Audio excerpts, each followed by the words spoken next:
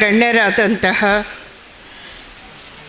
Shahnaz, Najma Farooqui, Shakuntala Shetty, sister ಲೂಡ್ಸ್, Dhanalakshmi, Ruksana, Samina ಅಫ್ಸಾನಾ ಹಾಗೂ ಮಾಲೆಗಾಂವ್ ಪ್ರಕರಣವನ್ನು ಅತ್ಯಂತ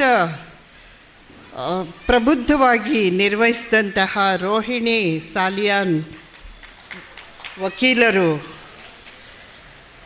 ಹಾಗೂ ವೇದಿಕೆಯ ಮುಂಭಾಗದಲ್ಲಿರ್ತಕ್ಕಂತಹ ಎಲ್ಲ ಗಣ್ಯರೇ ಹಾಗೂ ಸೋದರ ಸೋದರಿಯರೇ, ಮಕ್ಕಳೇ, ಇವತ್ತು ಅನುಪಮ ಮಾಸಿಕ ಪತ್ರಿಕೆ ಸುಂದರ ನಾಳೆಗೆ ಸುಮಧುರ ಬಾಳಿಗೆ ಅಂತಹ ಶೀರ್ಷಿಕೆಯೊಂದಿಗೆ ಆರಂಭವಾದಂತಹ ಈ ಪತ್ರಿಕೆ ಇವತ್ತು 25 ವರ್ಷಗಳ ಬೆಳ್ಳಿ ಹಬ್ಬವನ್ನು ಆಚರಿಸ್ತಿರುವಂತಹ ಈ ಸಂದರ್ಭದಲ್ಲಿ ನಾನು ಅವರನ್ನು ಅಭಿನಂದಿಸ್ತೇನೆ. 2000 ಇಸ್ವಿಯಲ್ಲಿ ಆರಂಭವಾದಂತಹ ಅನುಪಮ ಮಾಸಿಕ ಪತ್ರಿಕೆ ನಿರಂತರವಾಗಿ 25 ವರ್ಷಗಳವರೆಗೆ ನಡೆಸ್ಕೊಂಡು ಬಂದಿರುವಂತಹ ಎಂ ಶಹನಾಜ್ ಮತ್ತವರ 5 ಬೆರಳಿನಂತಿರುವಂತಹ ಎಲ್ಲ ಸಂಪಾದಕ ಮಂಡಳಿಗೆ ಅಭಿನಂದನೆಗಳು. ಅದರ ಜೊತೆಗೆ ಬೆನ್ನೆಲುಬಾಗಿ ನಿಂತಹ ಎಲ್ಲ ಸಹೋದರ ಸಹೋದರಿಯರಿಗೆ ನನ್ನ ಮನದಾಳದ ಸಲಾಂ ಹೇಳ್ತೇನೆ. 2000 ಇಸ್ವಿನಲ್ಲಿ ಅನುಪಮ ಆರಂಭ ಆಯಿತು. ಅದಕ್ಕೆ ಒಂದು ಚಾಲನೆ ಕೊಟ್ಟಂಥವರು ಬೆಂಗಳೂರಿನ ಟೌನ್ ಹಾಲ್ನಲ್ಲಿ ಒಂದು ಕಾರ್ಯಕ್ರಮ ನಡೆಯುತ್ತೆ. BT ಲಲಿತಾ ನಾಯಕ್ ಅವರು ಆ ಪತ್ರಿಕೆಯನ್ನು ಬಿಡುಗಡೆ ಮಾಡ್ತಾರೆ. ಮುಂದೆ ಈ ಪತ್ರಿಕೆಯ ವೆಬ್ಸೈಟನ್ನು ವೈದೇಹಿಯವರು ಬಿಡುಗಡೆ ಮಾಡ್ತಾರೆ.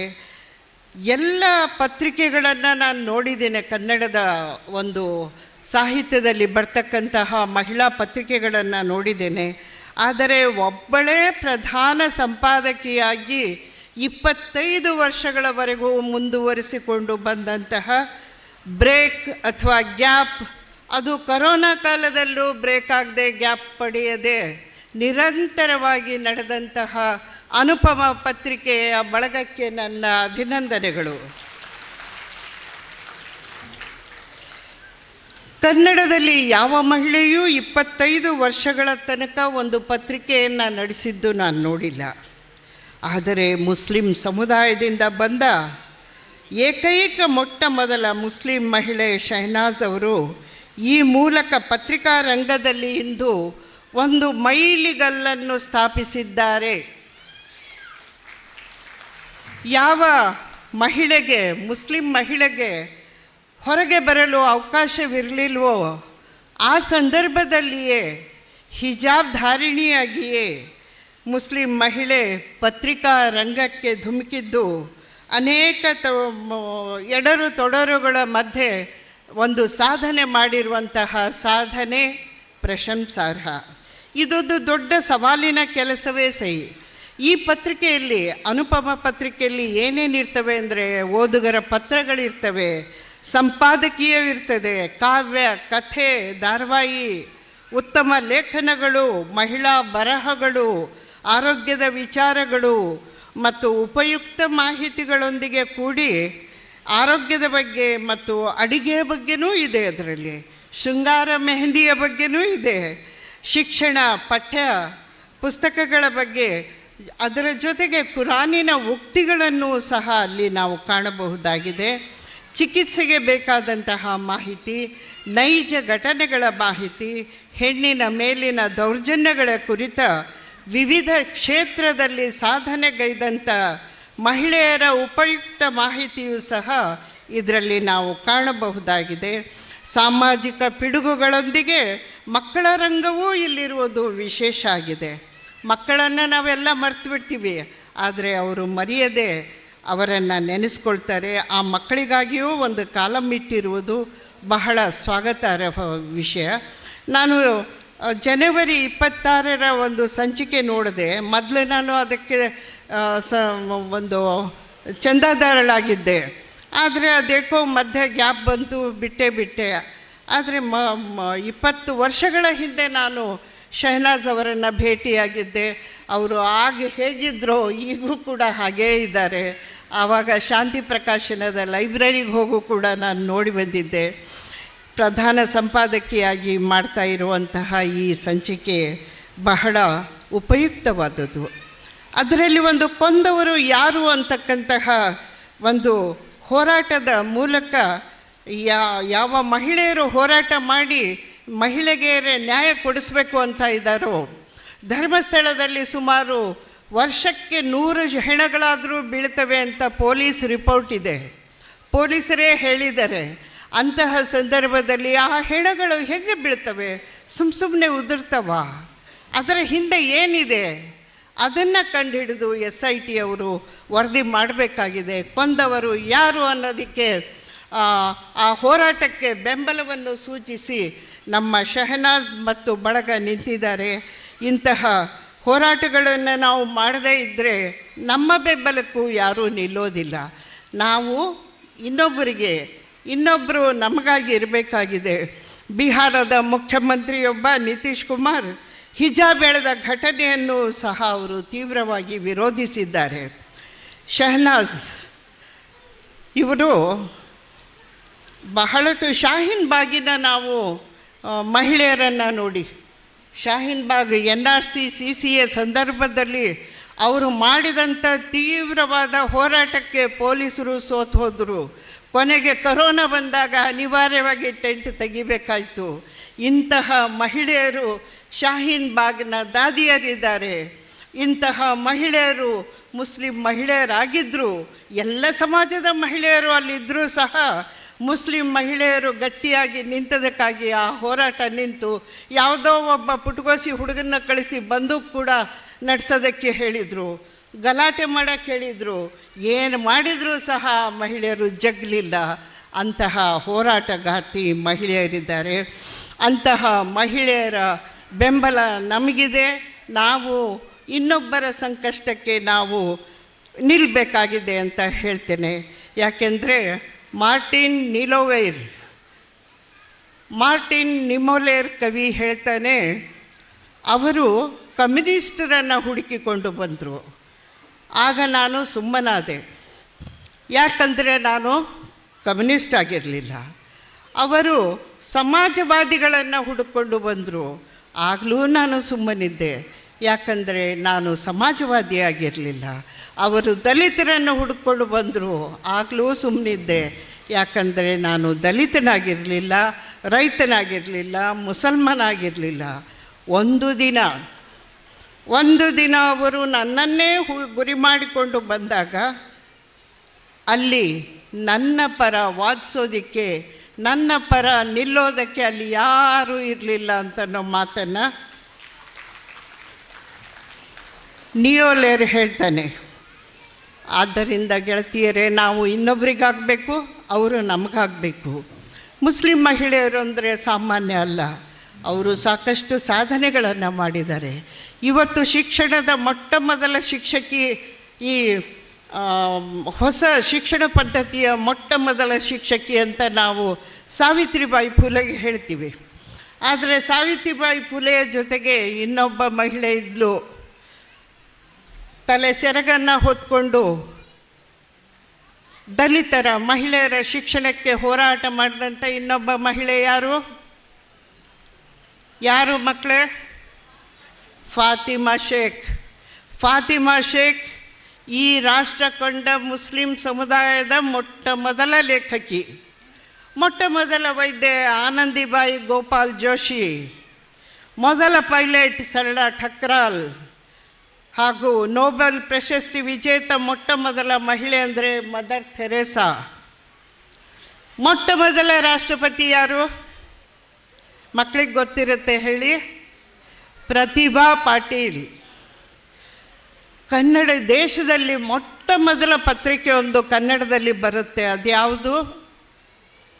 ಮಂಗಳೂರು ಸಮಾಚಾರ. ಮೊಟ್ಟ ಪತ್ರಿಕೆ ಅದು.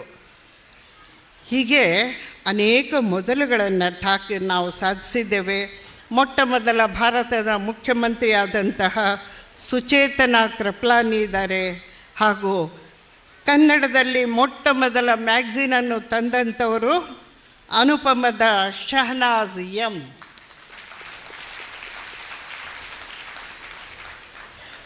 ಕರ್ನಾಟಕದ ಸಾಹಿತ್ಯದಲ್ಲಿ ಹಲವಾರು ಕನ್ನಡ ಸಾಹಿತ್ಯದಲ್ಲಿ ಮುಸ್ಲಿಂ ಮಹಿಳೆಯರು ಮೊದಲುಗಳನ್ನು ಸ್ಥಾಪನೆ ಮಾಡಿದ್ದಾರೆ.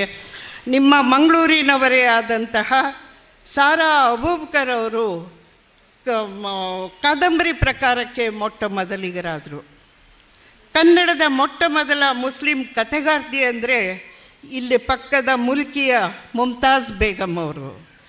ಹಾಗೂ ಕನ್ನಡದ ಕಾವ್ಯಕ್ಕೆ ಒಬ್ಬ ಮೊಟ್ಟ ಮೊದಲ ಮುಸ್ಲಿಂ ಮಹಿಳೆ ಬರ್ತಾರೆ. ಅವರ್ಯಾರು ಗೊತ್ತಾ?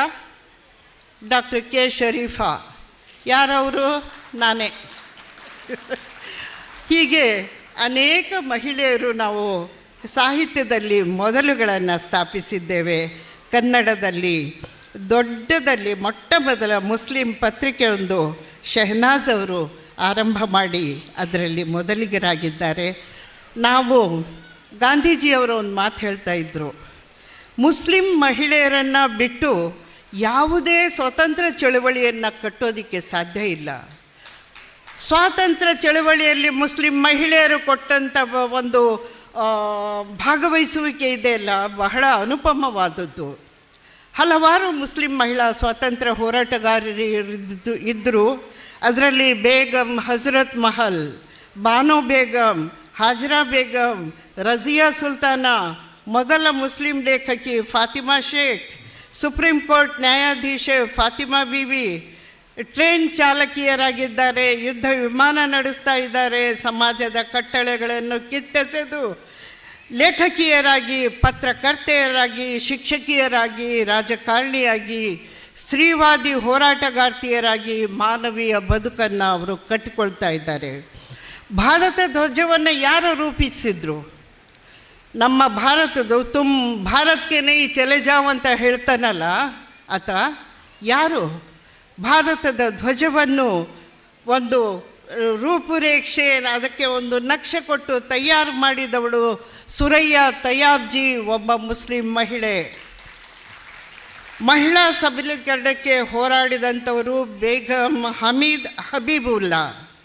ಮುಸ್ಲಿಂ ಮಹಿಳಾ ಶಿಕ್ಷಣ ನಾರಿ ಸೇವಾ ಸಮಿತಿ ನಡೆಸಿದ ಬೇಗಂ ಹವೀದಾ ಅವರು 2018 ಮಾರ್ಚ್ 13ರಂದು ತಮ್ಮ 102ನೇ ವಯಸ್ಸಿನಲ್ಲಿ ನಿಧನರಾಗ್ತಾರೆ. ಹುರ್ರತುಲ್ ಐನ್ ಹೈದರ್, ಇಸ್ಮತ್ ಚುಕ್ತಾಯಿ ಅಂತಹ ಮಹಾನ್ ಲೇಖಕಿಯರು ನಾವು ಸಾಹಿತ್ಯಕ್ಕೆ ಕೊಟ್ಟಿದ್ದೇವೆ. ಮುಸ್ಲಿಂ ಸಮಾಜದಿಂದಲೇ ಬಂದವರು. ಇನ್ನು ಮಹಿಳಾ ಪತ್ರಕರ್ತೆಯರು ಯಾರು?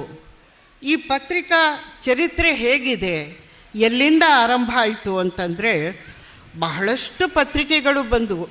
ಅದರಲ್ಲಿ ಮೊಟ್ಟ ಮೊದಲಿಗೆ ಕನ್ನಡದಲ್ಲಿ ಪತ್ರಿಕೆಯನ್ನು ತಂದವರು 1916ರಲ್ಲಿ ಕರ್ನಾಟಕ ನಂದಿನಿ ಅಂತಕ್ಕಂತಹ ಪತ್ರಿಕೆಯನ್ನು ನಂಜನಗೂಡು ತಿರುಮಲಾಂಬ ಅವರು ತರ್ತಾರೆ.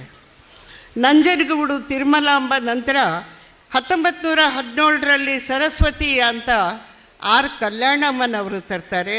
ಅದೇ ವರ್ಷ ಭಾರತಿ ಅಂತಕ್ಕಂತಹ ಪತ್ರಿಕೆಯನ್ನು ಸರಳಾದೇವಿಯವರು ತರ್ತಾರೆ. ಚಿತ್ರ ಅಂತಕ್ಕಂಥ ಪತ್ರಿಕೆಯನ್ನು ದ್ವಾರಕಾಬಾಯಿ ತರ್ತಾರೆ. 1950ರಲ್ಲಿ ಸುಹಾಸಿನಿ ವಾರಪತ್ರಿಕೆ ಶುರುವಾಗುತ್ತೆ.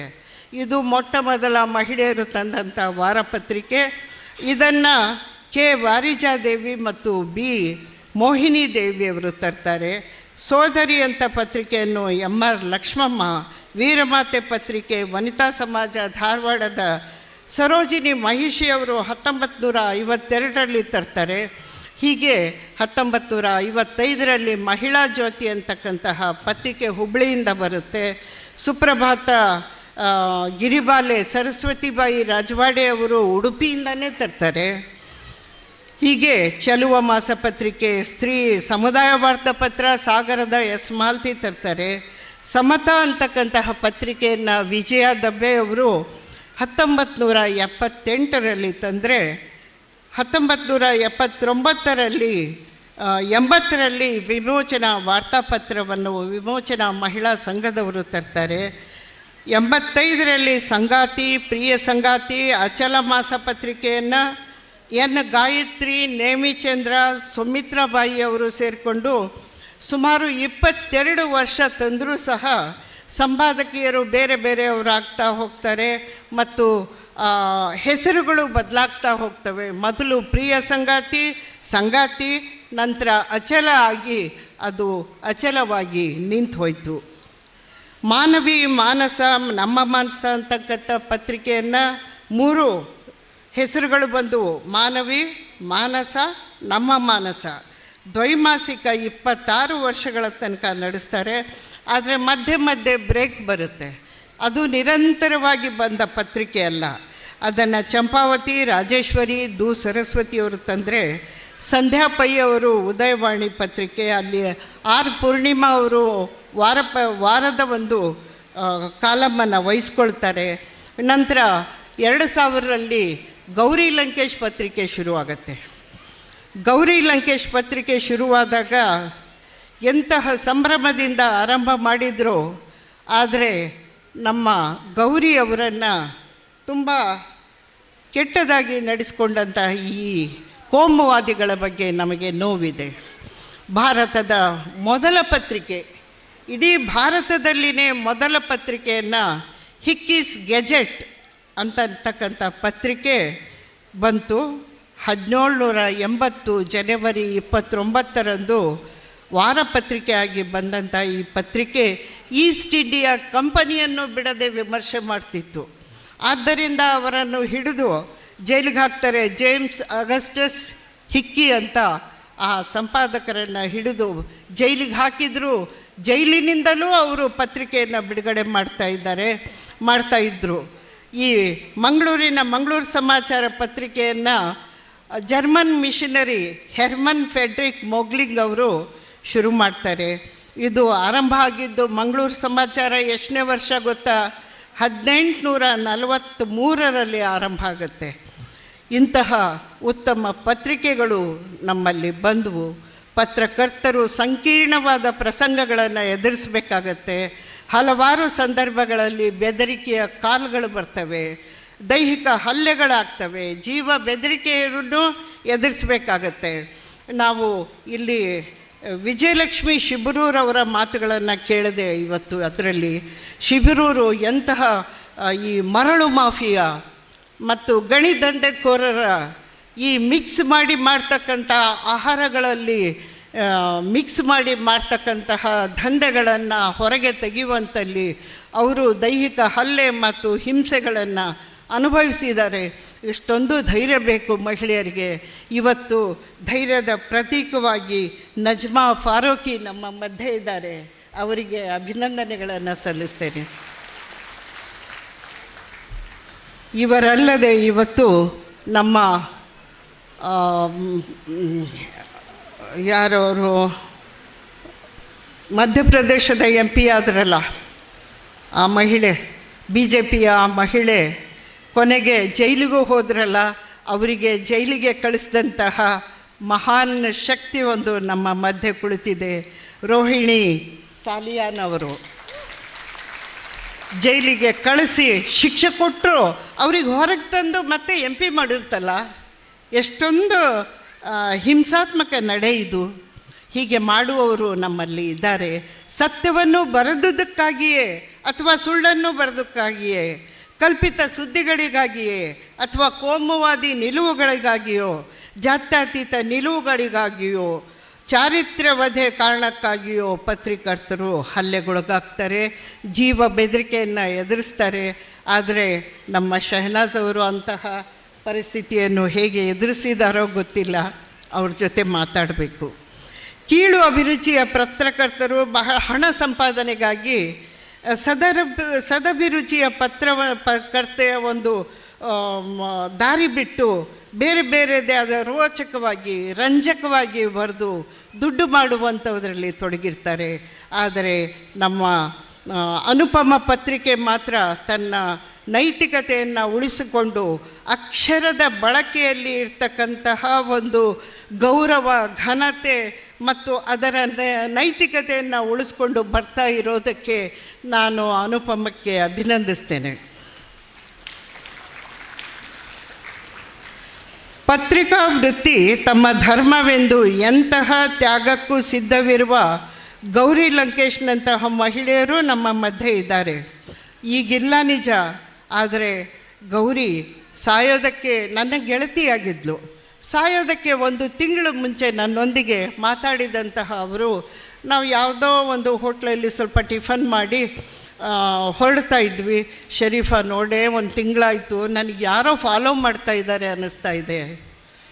ನಿನ್ನೆ ಯಾರೋ ಬಂದರು, ನಾನು ಹಿಂದಿಂದ ಫಾಲೋ ಮಾಡಿಕೊಂಡೇ ಬರ್ತಾಯಿದ್ರು. ಹೆದರಿ ನನ್ನ ಮನೆಗೆ ಹೋಗದೆ ನಾನು ಅಮ್ಮನ ಮನೆಗೆ ಹೋದೆ. ಭಯ ಆಯ್ತಪ್ಪ, ಯಾಕೋ ಫಾಲೋ ಮಾಡ್ತಾ ಇದ್ದಾರೆ ಅಂತ ಹೇಳಿದ್ಲು. ಅದೇ ಸಂದರ್ಭದಲ್ಲಿ ನನಗೀಗ 55 ವರ್ಷ, ನನ್ನ LIC ಮೊತ್ತ ಈಗ ಮೆಚ್ಯೂರಾಗಿ ಬಂದಿದೆ. ನನ್ನ ಪತ್ರಿಕೆಯ ಕೆಲಸಗಾರರಿಗೆ ಸಂಬಳ ಕೊಟ್ಟಿಲ್ಲ ಕಣೋ 2-3 ತಿಂಗಳಿಂದ. ಅದಕ್ಕೆ ಅದನ್ನೆಲ್ಲ ಕೊಟ್ಟು ನಾನು ಫ್ರೀ ಆಗಿಬಿಟ್ಟೆ. ಇನ್ನು ಪತ್ರಿಕೆ ನಡೆಸೋದು ನನಗೆ ಯಾಕೋ ಸಾಧ್ಯ ಇಲ್ಲ ಅನ್ನಿಸ್ತಾ ಇದೆ. ಇನ್ನೊಂದು ತಿಂಗಳು 2 ತಿಂಗಳು ನಡೆಸಿ ನಿಲ್ಲಿಸ್ತೀನಿ. ಸಿದ್ದರಾಮಯ್ಯಗೂ ಕೇಳಿದ್ದೀನಿ ನಾನು, ಸಿದ್ದರಾಮಯ್ಯ ನೋಡು ನನಗೆ ಅಡ್ವರ್ಟೈಸ್ಮೆಂಟ್ ಕೊಡು. ಇಷ್ಟು ದಿವಸ ಹಾಕಿರಲಿಲ್ಲ ಆಕೆ, ಅಡ್ವರ್ಟೈಸ್ಮೆಂಟ್ಗಳೇ ತೊಗೋತಾ ಇರಲಿಲ್ಲ. ಆದರೆ ನಮ್ಮ ಅನುಪಮ ಪತ್ರಿಕೆ ಅಡ್ವರ್ಟೈಸ್ಮೆಂಟ್ ತೊಗೊಳೋದ್ರಲ್ಲೂ ಕೂಡ ನೈತಿಕತೆಯನ್ನು ಫಾಲೋ ಮಾಡ್ತಾ ಇರೋದು ಅತ್ಯಂತ ಖುಷಿಯ ವಿಚಾರ. ಗೌರಿಯ ಒಂದು ಇಂತಹ ಸಂದರ್ಭದಲ್ಲಿ ಅವಳಿಗೆ ಕೊಂದಂತಹ ವಾಗ್ಮೋರೆ ಇವತ್ತು ಬೇಲ್ ಮೇಲೆ ಹೊರಗಿದ್ದಾನೆ. ಅಷ್ಟೇ ಅಲ್ಲ, ಇವತ್ತು ಅನೇಕ ನಮ್ಮ ಹೋರಾಟಗಳು ಯಾಕೆ ಹಿಂಗಾಗ್ತಾ ಇದ್ದಾವೆ ಅಂತ ಅನ್ನೋದಕ್ಕೆ ಬಹಳಷ್ಟು ಕಾರಣಗಳಿದ್ದಾವೆ.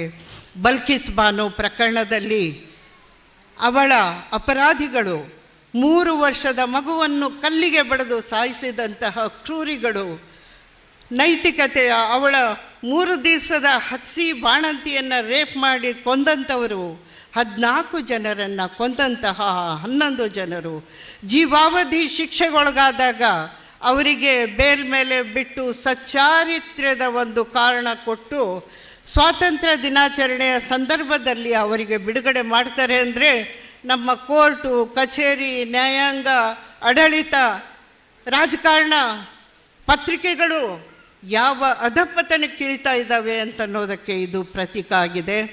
ಕಲ್ಲಡ್ಕ ಪ್ರಭಾಕರ ಭಟ್ಟ ಹೇಳ್ತಾನೆ, ಮುಸ್ಲಿಮರಿಗೆ ಗಂಡನೇ ಇರಲಿಲ್ಲ, ಪರ್ಮನೆಂಟ್ ಗಂಡ ಕೊಟ್ಟವರು ನಾವು ಅಂತ. ಇವತ್ತು ಕೇಸ್ ಹಾಕಿ ಅಲಿಸ್ತಾ ಇದ್ದಾರೆ.